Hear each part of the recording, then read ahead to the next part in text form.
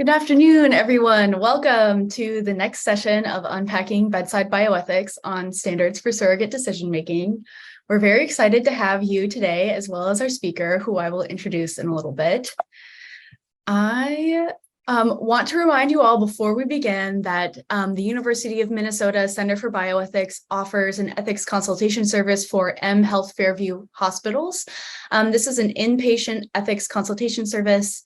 We provide a 24/7 consultation service, and you can reach through the pager or through an EPIC consultation request. So if you're part of M Health Fairview, please utilize our service. We're very willing and able to participate in any ethical dilemmas that might arise in healthcare. All right, so let's get to some housekeeping before we get into today's session. If you have any questions during today's session, please use the Q&A function to ask or follow up on questions. You can also use the Q&A function to let our center staff know if you're having technical difficulties, and they can assist there. I think common questions that we've had in the past have been like, will the session be recorded? It will. Will the slides be available? The session will be recorded, so that's where the slides will be available. And that is all through the Center for Bioethics website. That link is on the screen now. There will be an evaluation for today's session, which will pop up in your web browser after the event, as well as come in a post-event email. That evaluation is really helpful to us as we plan these sessions, so we really appreciate your feedback and any suggestions that you want to share for content or perhaps format for this kind of session.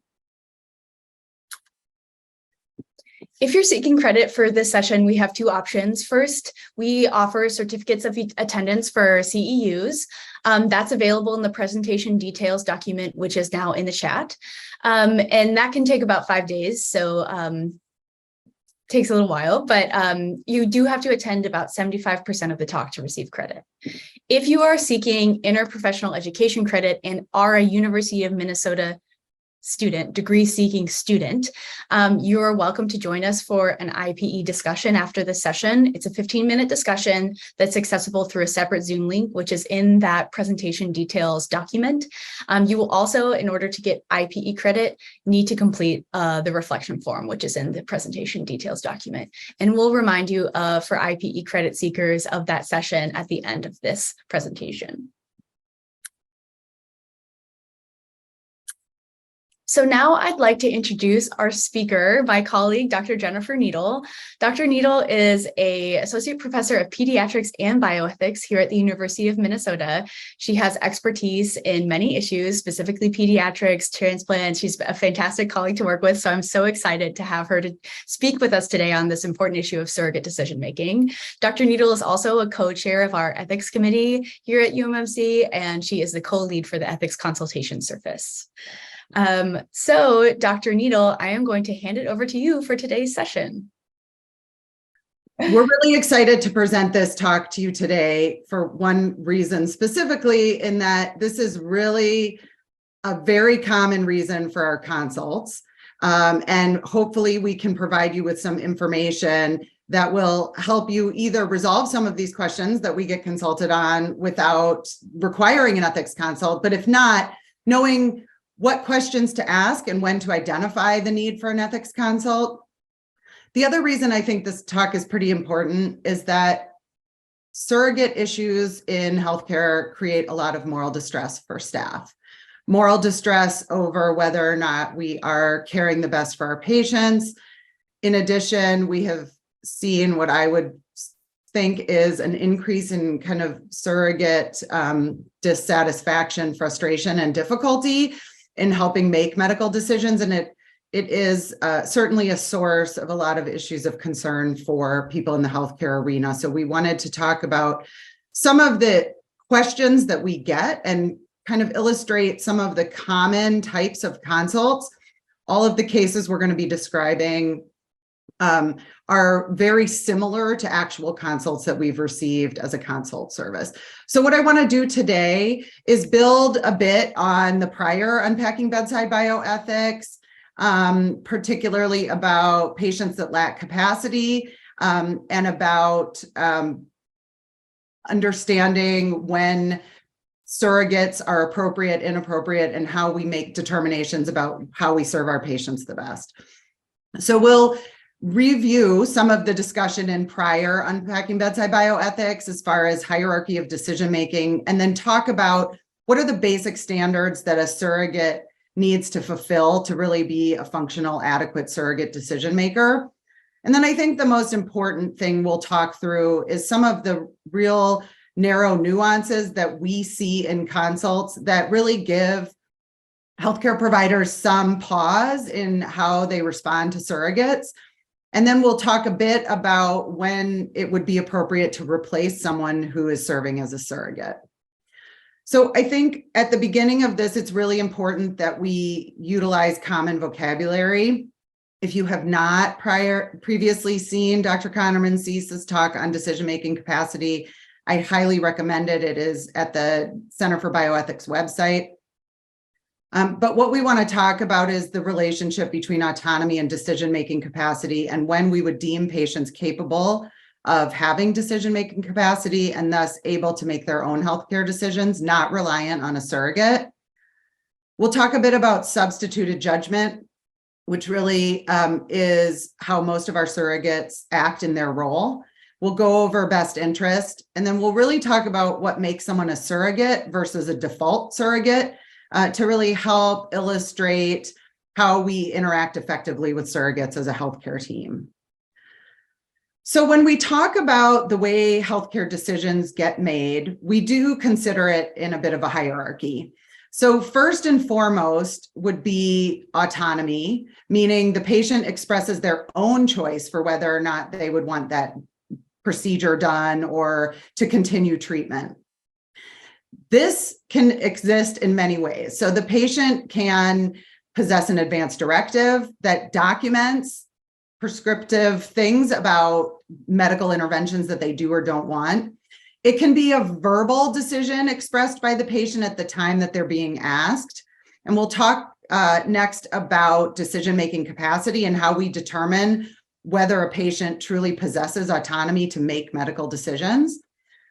But then we also have to talk about whether or not they possess autonomy to make decisions about who they would want to act as their surrogate. And if they were to not be able to make medical decisions, but elect a surrogate, that surrogate would be expected to represent the next step on the hierarchy, which would be substituted judgment. So substituted judgment is when the surrogate is aware of patients' goals and values, maybe even aware of their beliefs about some specific treatment or intervention.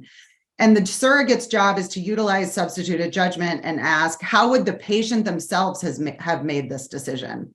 And quite honestly, I think the substituted judgment arena is where we get into the most difficult conflict and something that we'll spend some time working on today. And then last on the hierarchy rung is best interest. We throw this term around a lot. But I think what's important to recognize is that the best interest standard is to be used when there is not knowledge of the patient's goals and values. So someone may know the person as a person, but they don't know specifically how they would feel about end-of-life care or a tracheostomy. And then the surrogates are responsible for weighing the pros and cons of particular interventions and making a decision in the patient's best interest. And this is how decision-making takes place for unrepresented patients. And we'll go through a lot of this throughout the course of this talk, but I really wanted to set up this hierarchy so that we can effectively understand some of the nuances in these cases. So briefly, decision-making capacity. So we have a patient who comes into the hospital and is declining treatment, and the team thinks this patient may not have capacity to make this decision.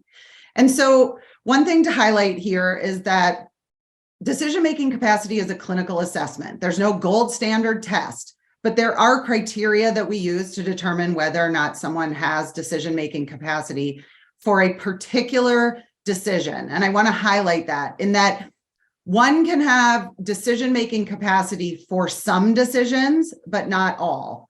And this really comes to play when a patient may not possess decision-making capacity for a complex medical decision, but they may be able to express to you who they would want to make that decision for them and why. And in this case, we would assert that the patient has some decision-making capacity, being electing their particular surrogate, but they want the surrogate to make the decision. And so how do we determine decision-making capacity in a patient? We look for their understanding of the situation, their appreciation of the risks and benefits of whatever choice they're being asked to make, how they reason through that choice based on historical goals and values, what they believe to be the reason that they're making that particular decision, and they're able to express a choice. So one can see that you may not possess decision-making capacity for determining whether to proceed with a bone marrow transplant, but you may very well be able to understand, appreciate, reason, and express a choice that you want your child or your spouse or your best friend to be the person to make the decision about the BMT. So it's really important to understand not that decision-making capacity is a global idea, but rather it's decision-making capacity for a particular decision. So let's start with the first case. We have an 80-year-old woman admitted to the hospital with severe dementia for failure to thrive. She has an advance directive that she wrote in 2016 that names her daughter as her healthcare power of attorney. She also, in her advance directive, states she would not want mechanical ventilation, CPR, or artificial feeding. The medical team is supporting a transition to comfort care for this particular patient. And her daughter, who is designated by the advance directive in 2016, objects to the suggestion of comfort care and says, I'm the decision maker and I want the PEG tube to be placed. What do we think about whether or not this PEG tube should be placed? So no, the patient's healthcare directive, the same one that names her daughter as her surrogate, also suggests that she does not want a PEG tube and that should supersede the preference of the daughter. Or yes, the patient does not have good decision-making capacity and her daughter is the decision maker.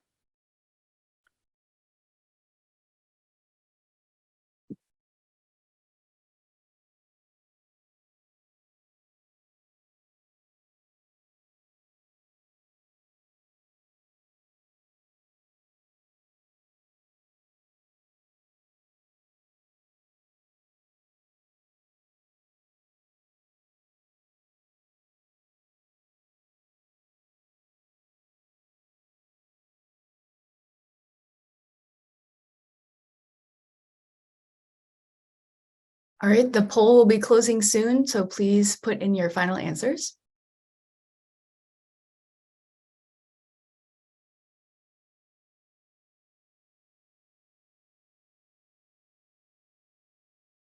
Okay, so it looks like the vast majority say no, that the healthcare directives should supersede the surrogate preferences. And 17% say yes, the daughter is the decision maker and the patient doesn't have capacity. So the answer is no. This patient had a very clear directive that stated she would not want artificial feeding, which presumably was constructed when she had decision-making capacity for these medical decisions. And this goes back to our discussion of limited capacity and limited capacity at the current moment, but she does have a directive that was written, we'll assume, at a time when she was capable of making those decisions. So she's elected her daughter to be the decision maker, but the daughter cannot have preferences that contradict that of the advance directive. And so this is really an example of how we prioritize autonomy in patients, that we respect that in 2016, this patient was very clear about what she wanted, and we should respect that. And the surrogate is also responsible for representing what the patient wanted, not what the surrogate wants. And we'll talk about this a bit. I think we can probably all relate to cases where we're quite aware that the surrogate is making requests for treatment based on their own preferences, not that of the patient. So let's talk a little bit about substituted judgment, which is different from autonomy. As we talked about in autonomy, the patient is able to make a choice, express a choice, and use reasoning to explain why they would or would not want something. But surrogates in a patient who lacks decision-making capacity are responsible for something different. They are responsible for using their knowledge of the patient, their knowledge of the patient's goals, values, and preferences to figure out what would that person have wanted for themselves. Now, substituted judgment does require knowledge of patients' preferences and values. So while we oftentimes have surrogates who will make decisions for their loved one or friend or family member, oftentimes they're not aware of how the patient would have made decisions in these particular situations. And that really doesn't constitute substituted judgment. That constitutes best interest. And we'll talk about that next. So the benefit of substituted judgment is that it really does respect patient autonomy by using someone to act as the patient's voice. The difficulty with substituted judgment, it does require impartiality. And we all know that when people are in times of high stress, particularly facing decisions that may result in death, it's a particularly stressful situation for surrogates. And they oftentimes aren't able to truly be impartial and think about what would the patient want as opposed to what they want. And I think one of the difficulties with substituted judgment is we don't really understand or know what constitutes knowledge of a patient's preferences. Oftentimes, someone will have a sense of that person's general beliefs about life and death, but may not know how they would answer this particular question. And so we have to be really careful in kind of sifting through some of those complexities. So we now have another case to discuss substituted judgment. So the same 80-year-old woman with severe dementia is admitted to failure to thrive, but she does not, it's not the same woman. She does not have an advance directive. The medical team is supporting a transition to comfort care. This patient has 2 daughters, and one supports the placement of a PEG because she says she was always a fighter and she would want everything done. And the other daughter does not support placement of the PEG because she said her mother once told her she doesn't want to live on any machines. So the question is, who best represents the views of this patient? The first daughter, who shares the sentiment of the idea of wanting everything done. The second daughter, who says that her mother made statements about not wanting to live on machines, and that's specifically what we're talking about here. Or it depends.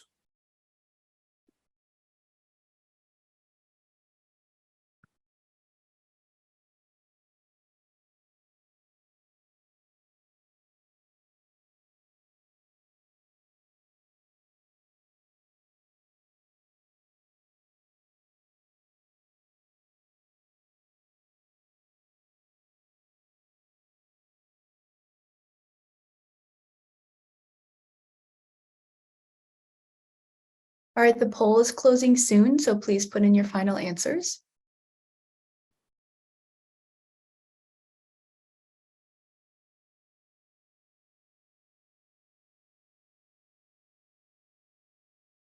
So we knew when we put in it depends, most people would probably pick that, but I think people probably picked that because it's probably true, but about 30% thought daughter 2 had a better understanding and ability to utilize substituted judgment than daughter 1. I think it depends is the right answer, but I would agree that daughter 2's knowledge of her mother's values is probably more representative than daughter 1. The reason I think it depends is that we don't give you details in this question that you would have if you were clinically caring for this family of when did the mother say that to the daughter? How close are the 2 daughters to their mother? Who spends the most time with her over the course of her life? Who can share a story where she expressed something different? And so we don't really have enough information from these 2 statements to really understand who best represents the views of the patient. But a statement of, I would never want to live on a machine, is probably more meaningful in representing the view of the patient than then she's a fighter or she wants everything done. And I think the wanting everything done line is one that we talk about in Ethics Forever. And what does that mean? But I think the other thing that's really important here is understanding the temporality of a substituted judgment decision. So if we have patients that have 25-year-old advanced directives or had a conversation many, many years ago, their clinical condition has changed over the course of the time since their directive was written, or they've had a change in their healthcare status but never updated their advanced directive, we have to be really cautious about taking these details into account. So we've talked about autonomy, we've talked about substituted judgment. The lowest rung on the ladder of decision-making is best interest. And we throw this term around quite a bit, oftentimes in saying we don't believe this X is in the patient's best interest. But I think it's really important to understand how best interest decisions really should be made. So best interest decisions really have to weigh a number of competing factors and then utilize those in determining a course forward. As I said, a best interest decision is what's expected to be made by a surrogate if they don't have any knowledge of the patient's goals and values related to a particular intervention. So they can then rely on what they know of the patient and how they think this particular intervention or treatment may be perceived by the patient or what is best for the patient. And so we really consider a number of things: the amount of pain and suffering that's associated with the proposed intervention or treatment. What is the potential for benefit? And this is a really important determination when we're talking about best interest. What would be the expected impairments that patient might live with as a result of undergoing the intervention? And then what would be the patient perceived quality of life as a result of this intervention? So when we think about these kind of best interest factors, we want to talk about a best interest decision-making case. So you're taking care of a 4-year-old who was in a car accident and suffered severe multi-system trauma, including a brain injury. She has multi-system organ failure on a ventilator, and she's requiring dialysis and frequent blood transfusions. 2 weeks after her injury, she remains comatose but develops severe abdominal bleeding. And the medical team meets with the parents to talk about whether or not they should proceed with emergent surgery or whether they should proceed with comfort care. Her parents have differing perspectives, like the two sisters in the prior case, and they ask the medical team to make a recommendation about what they think the family should do. So based on what we just talked about with best interest, which of the following should not be a consideration in how the medical team makes its recommendation to the family? Whether there's potential for benefit of the surgery, whether the pain and suffering associated with the surgery is too significant, whether or not the patient may need subsequent bowel resection and may require tube feeds for the rest of her life, and that living with a brain injury is a poor quality of life.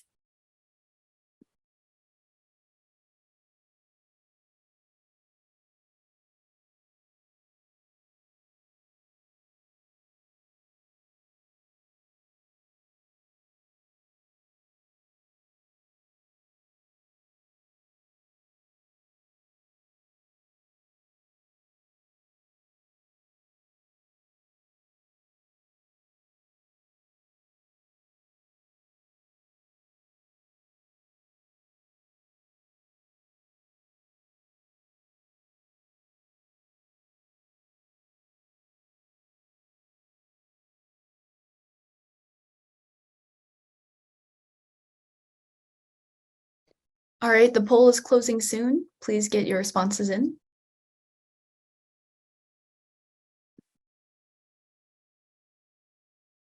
Okay, so it went up and down. Remember, this is which one should not be a consideration. Looks like 3/4 of people thought the fourth choice, living with a brain injury, represents a poor quality of life, and that's how they would make the recommendation. Next is the need for bowel resection and subsequent tube feeding.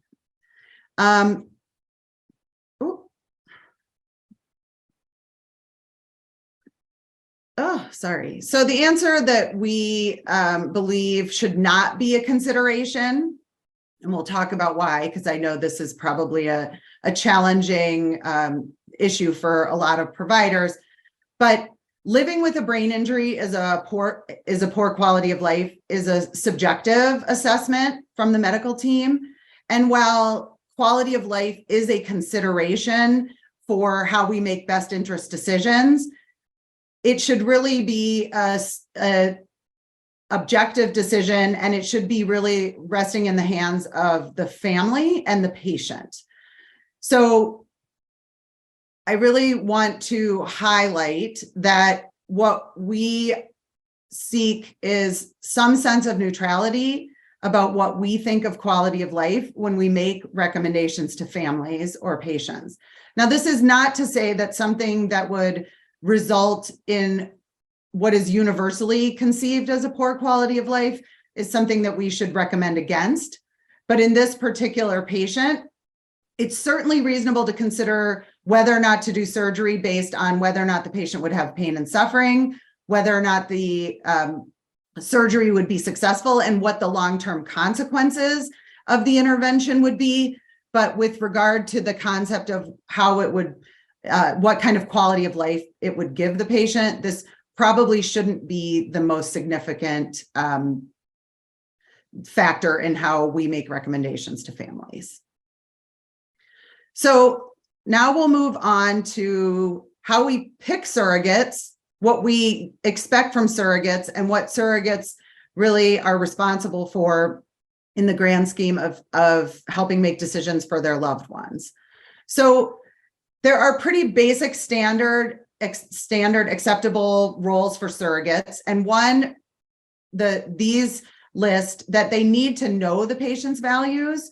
And it doesn't mean their values about whether or not they would want to peg, but it does mean they need to know their values about what they value in life and what they're willing to endure related to their medical treatment.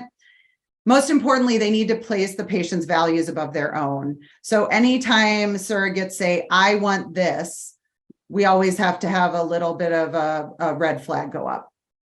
And that they care about the patient. So they really can't be someone who barely knows them and doesn't know anything about their values. Although we will talk about guardianship very briefly, and that person does not necessarily care about the patient in the way that we're talking about family members or chosen family. As we talked about before, temporality is really important.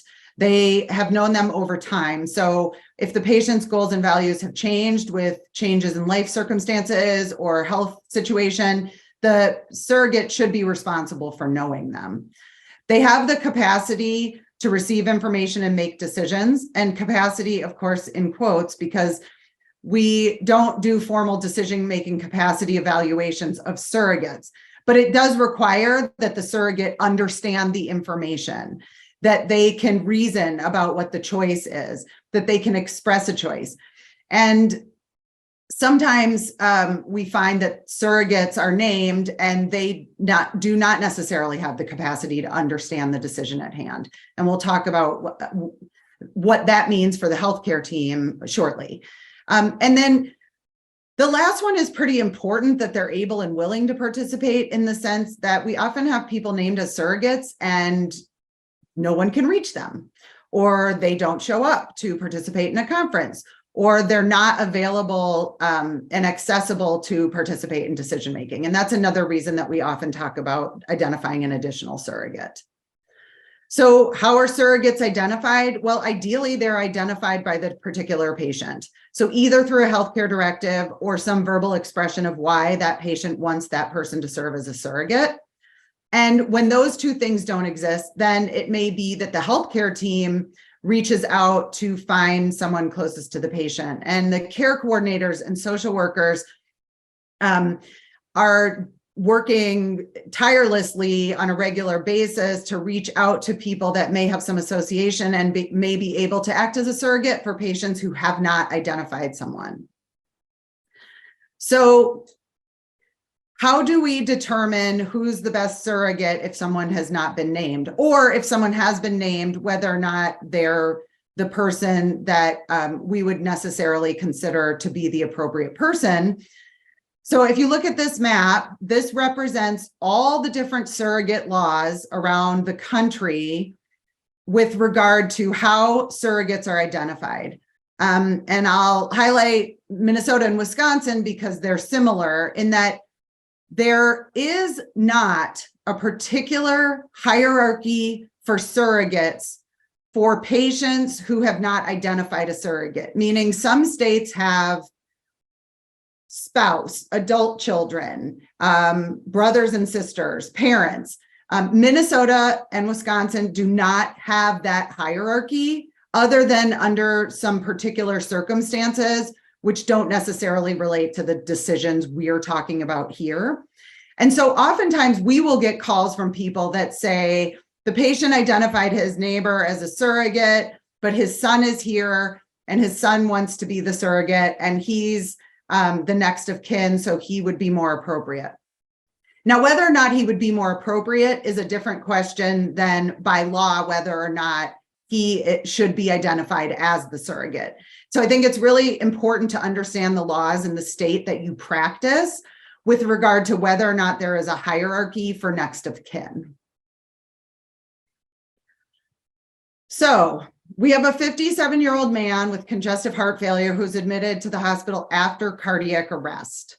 His prognosis is very poor, and the medical team is looking to develop a goals of care conversation with the family. He does not have an advance directive, and he has not named any surrogates. The patient has an ex-wife, but she says she's unwilling to serve. He has 2 adult children from whom he's been estranged for quite some time, but they describe him as an active person who was always wanting to be outside. And then they identify his neighbor because he was named as the emergency contact. And he states that he does remember having a conversation with this patient recently when they were watching the news, and there was a famous actor who was brain injured, and they had a conversation about what the patient's preferences for care would be. So the question is, who is best positioned to serve as his surrogate?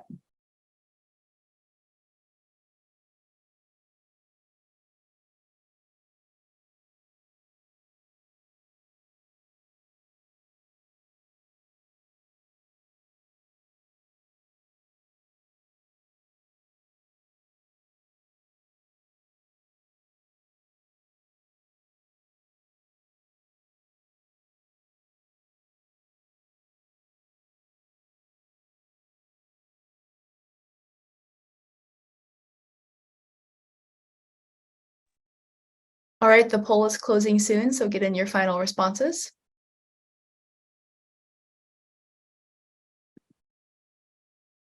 Okay, so it looks like about 3/4 are going to go with the neighbor because he knows the patient's values about this particular situation.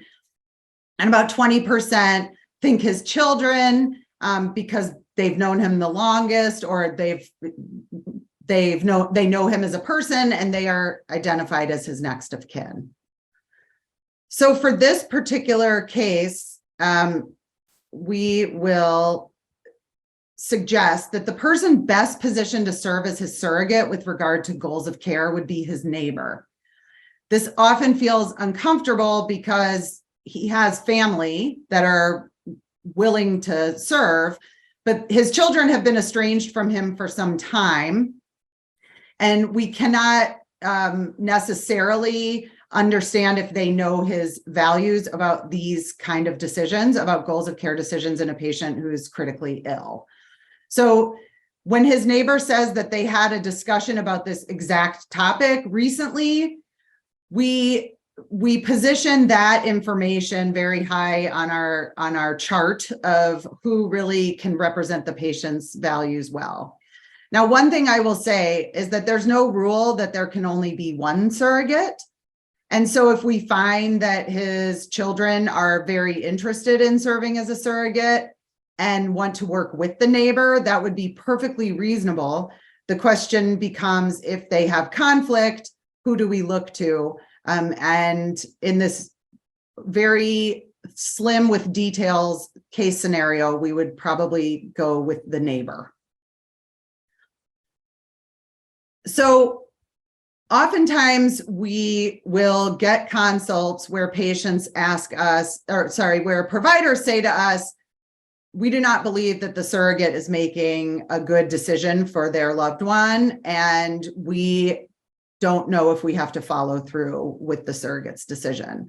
So I think there's a couple scenarios where we can say it's easy to override a surrogate decision. And that is when the surrogate is going against what the patient wants.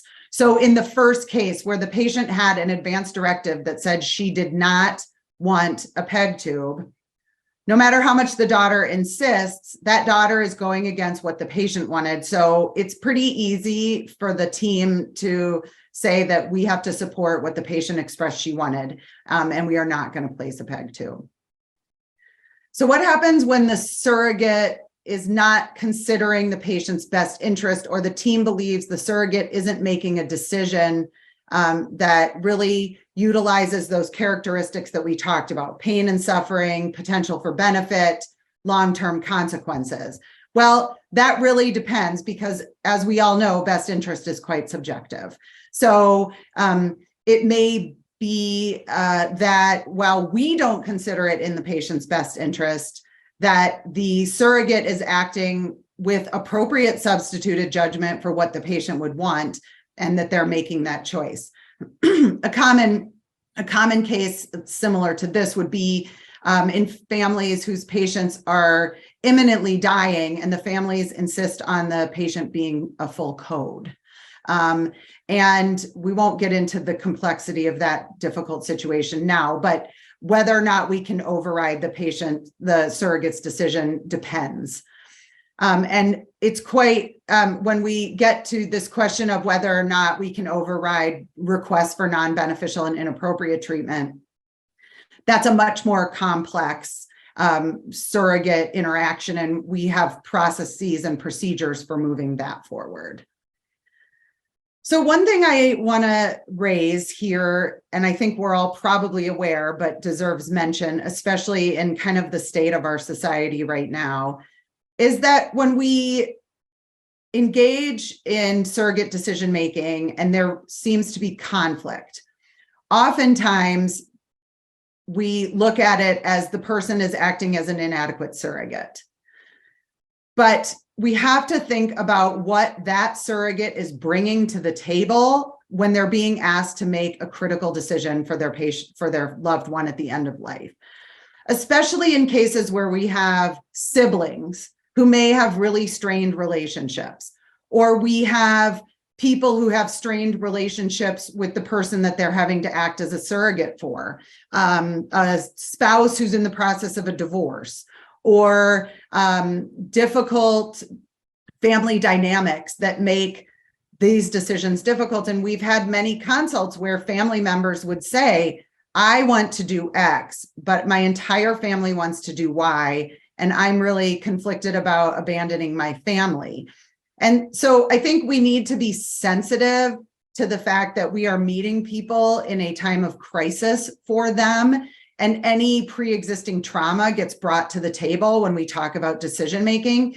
And we really just need to be quite sensitive to the fact that people are not at their best when they have to make decisions, especially decisions about withdrawal of life-sustaining treatment. So last case, we have a 57-year-old man with congestive heart failure admitted to the hospital after cardiac arrest. His prognosis is poor, and the medical team wants to engage in a goals of care conversation. He has a directive from 2009 naming one of his sons as his surrogate, but he has not seen, the son has not seen or spoken to his father in 10 years. And the neighbor is present again, who states that the patient expressed he would never want to be dependent on machines. The care conference takes place. The son says he wants everything done and says that there will be hell to pay if the medical team does not provide a trach and a PEG for his father. How does the team proceed? The son has been named as the designated decision maker, and so therefore the team should agree to the trach and PEG. The team should override the surrogate's decision and use best interest decision-making and not offer a trach and peg over the surrogate's objections. Or we need to seek out additional people to help clarify goals and values, consult ethics, and consult risk management for next steps. Oh, no.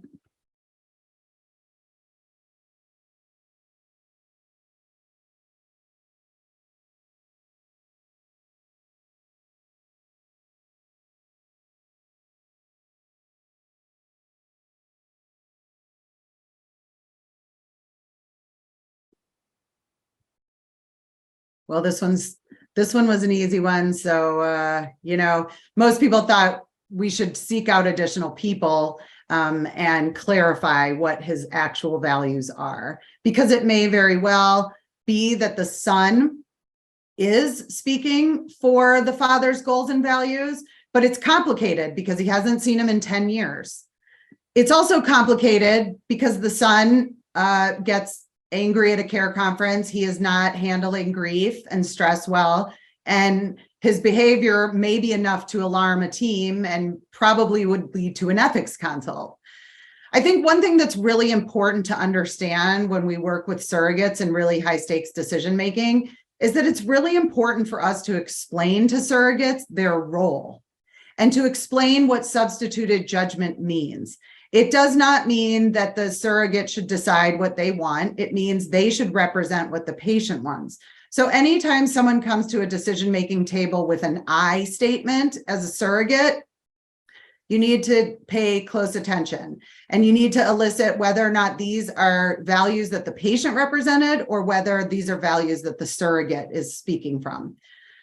It can get complicated when you have sibling conflict, when there are financial matters that people are thinking about. We've had cases where people made decisions to prolong life so that they wouldn't lose their place of residence.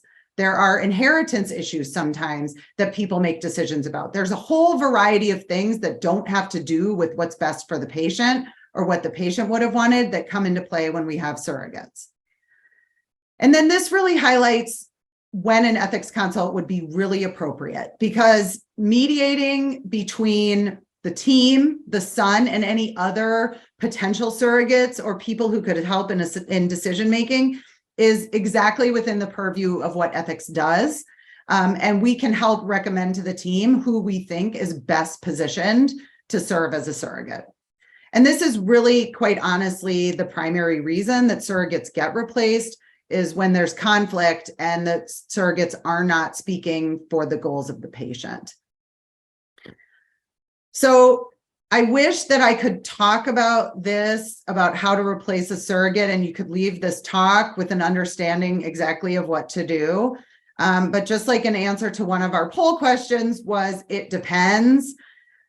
Your institutional structures and where you live and your state laws about replacing a surrogate vary. And so it's really important, if you feel that a legally designated surrogate is not acting appropriately, to involve risk management early on in the case, because they can advise you what state law says, what standards we have to follow, and what do we need to do if we're eager to replace a surrogate because they are truly not acting in the patient's best interest. It's also really important to gather evidence and document it. So when there are conversations, when people threaten the staff, or they've tried to call people for the last 7 days and nobody's answering the phone, if you are seeking to replace a legally designated surrogate and it has to go to court, this kind of documentation is critical. It's also critical that we follow kind of appropriate procedure. And that's really why it's important to involve ethics and risk management in helping determine what that procedure is. So if someone is legally designated, there's one process. If someone is just a designated surrogate, meaning the patient never identified anyone, but the daughter is the emergency contact and she's been the one at the hospital and she's been the one that the team has been working with, The requirements to replace a surrogate when they're designated, or when they're identified but not legally designated by a patient are different. Because in this way, we are not violating the patient's autonomy by replacing the surrogate. We're really just seeking to find the person who can best represent the surrogate. And oftentimes, while there is no next of kin hierarchy law in Minnesota, oftentimes reaching out to next of kin is a way to develop a collaborative surrogate team, as opposed to forcing one person to make these really heavy decisions on their own. Guardianship probably should be its own Unpacking Bedside Bioethics, nor am I an attorney, but what I will say is that oftentimes when teams have difficulty with a surrogate, we get called to say, should we seek guardianship?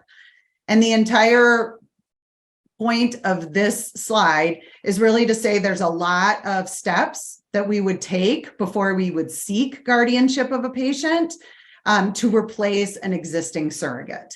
And risk management or your legal team at your institution will be able to help you with understanding what is necessary if the team is ready to seek guardianship for the patient. So in conclusion, I do truly believe that most conflicts are avoidable, and they're avoidable by a number of relatively simple things. One is that all patients, all people should be encouraged to share their goals and values with a trusted person, so that if it comes to the point where that person has to make decisions for them, we really can rely on either autonomy as instructed by that patient themselves, or at least substituted judgment where the surrogate can say, I know what he wanted because he told me. The conflicts are also avoidable by the teams working with surrogates early on to help the surrogate understand what their role and the limitations of their roles are. So this really requires time, and conflicts mostly arise because of our inability to spend enough time with patients and families. And many conflicts are also avoidable with time itself. And while it seems that when we determine that a decision must be made and we need to move forward, say particularly with cases of non-beneficial treatment or futility, we often want to move that decision forward. But sometimes families just need more time to not feel pressured to make a decision. Now, of course, there's a balance. We're not going to keep patients in an ICU utilizing life-sustaining treatment when there's no potential for benefit forever. But sometimes taking a pause and realizing what the source of the conflict is helps us avoid future conflict. Conflict in surrogates is significant, both conflict between surrogates and with surrogates in the medical team. And we recognize very much this as a significant source of health provider moral distress. And while we don't always get patient consults that are directly about moral distress, it is often the case that people are calling us to talk through an issue with a surrogate because they are feeling particularly distressed about the situation. And so we are always available and willing to help, as is risk management. And that is my conclusion. And I think we'll go to some questions. Thank you so much, Dr. Needle, for such a fantastic session. This was really so informative and such a great introduction to the complexities of surrogate decision-making in healthcare. So as a reminder to our audience, if you have questions, please use the Q&A feature. We'll be pulling from those to ask questions for Dr. Needle. There is a recording of the session available at the Center for Bioethics website, and please consider filling out that evaluation. So let's get into some questions. We have such a great list of questions to select from, but I really want to go back to that first case, because I think that as we introduce the case, this is an introductory session. We can't get into the really nuanced and complexities that can arise in ethics. So maybe now would be a great time to talk about some of the exceptions to that typical advice to follow the patient's advance directive, no matter what. So Tell me, like, some things that came to my mind were like, what about something like DNRs after a patient elected full code or withdrawing life-sustaining treatment? So can you talk a little bit more about how some of these exceptions to always following the patient's advance directive? Yes. So there are some simple, necessarily procedural things to following an advance directive, meaning it was not executed under duress. The patient had capacity to execute it. It was notarized. It's in the medical record. But even those rules have some exceptions too. So things that would probably give us pause about following an advance directive, no matter what, would be if it was written some time ago or when the patient was in a different state of health or in a different life situation. So oftentimes, people may do them in their primary care doctor's office when they're well and say, no, I would never want that. And then they're diagnosed with congestive heart failure and their clinical condition deteriorates, but they decide that they would really want an attempt at resuscitation, but they never updated their advance directive. I would say that if a reliable informant has information, so that could be a provider, a family member, someone who can really share a story. He went into the doctor's office and he had pneumonia and they said, we see your advance directive says you don't want to be intubated. And he said, well, I would want to be intubated for this. That's a situation where we would say, okay, maybe his values and preferences have changed, and we don't need to follow the advance directive by the letter of the law. Like most things in ethics, it's never black and white, and it's never clear. I think the important thing to realize is that nothing is absolute. No surrogate's opinion is absolute. No advance directive is absolute. It really requires us to paint an entire picture of the situation. The major criticism of advance directives, which is valid, is that, it never addresses the particular situation at hand, or no one can really conceptualize what they might do at the time that decision was made. So while advance directives serve a really valuable purpose in helping us think about who this patient might have been, there's nothing in an advance directive about whether someone would want an organ transplant or whether someone would consider, a leg amputation to then make their quality of life intolerable. So we have to be pretty nimble at interpreting inconsistent information and determining which of those two sides of that inconsistency really do best represent the patient. That is such a helpful perspective. I love that. So essentially, we would never want, something like a paper advance directive to overrule a patient who has been able to communicate their updated choices, right? So a paper advance directive is really a tool that we use to express a patient's choice. And so if patients have made choices after that advance directive has been signed, it would be ethically appropriate to follow that patient's choice. And that could even extend to potentially if a patient and their surrogate had a conversation about what they wanted and it disagreed with the advance directive. If that's what that surrogate is telling us, this is the conversation we had, this is why they said it, and this is why it's important to them, those would be all things that would sort of encourage us to say we should go with what the surrogate is saying rather than what's written in the advance directive. Right. And I want to highlight that when the original goal of advance directives were to allow patients to express refusal of undesired treatments. I mean, that's really what autonomy is for. There's nowhere on an advance directive where you click the box and say, I want everything done. Because obviously there are things people wouldn't want done no matter what the circumstances. Usually the wording in advance directives say, I want the treatment to be considered,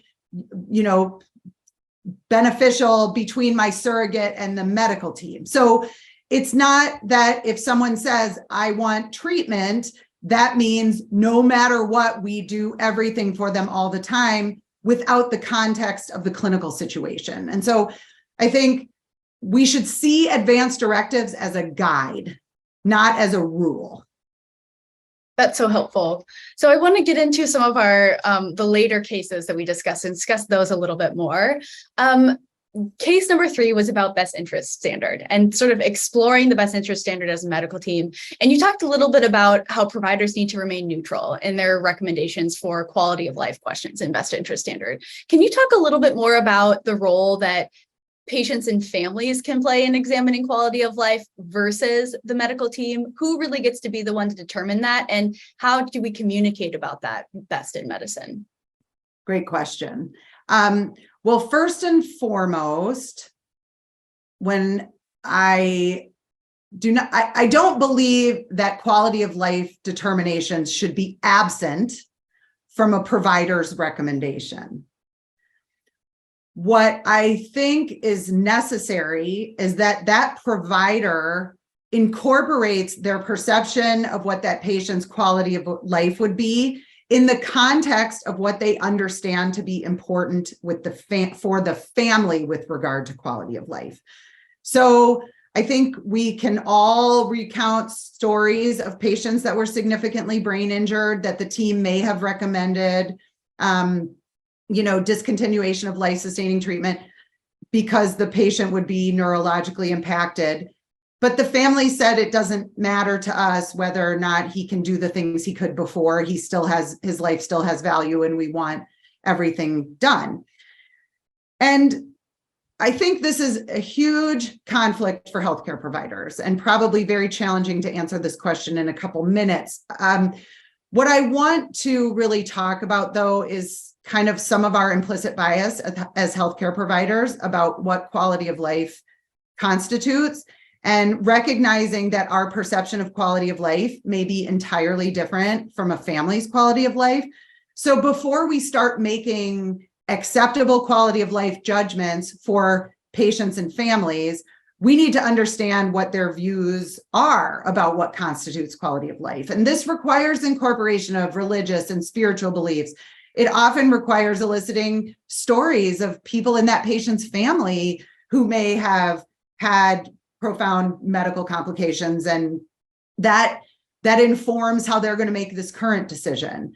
I think that the onus should be on the medical team, and I would put in a plug for consulting palliative care whenever you're in a situation where the medical team may feel that there's one way to proceed based on quality of life perception, and they feel somewhat at odds with where the family is, to have sort of a more objective team to really help understand where the family's coming from, because maybe it isn't a quality of life decision for them. Maybe they truly don't understand what the potential quality of life issues are, or, so to really work through with the family. And that's the basis of shared decision making, right? That we make medical recommendations about best practice based on what we know from a medical standpoint, and then what we know about what's important to the family.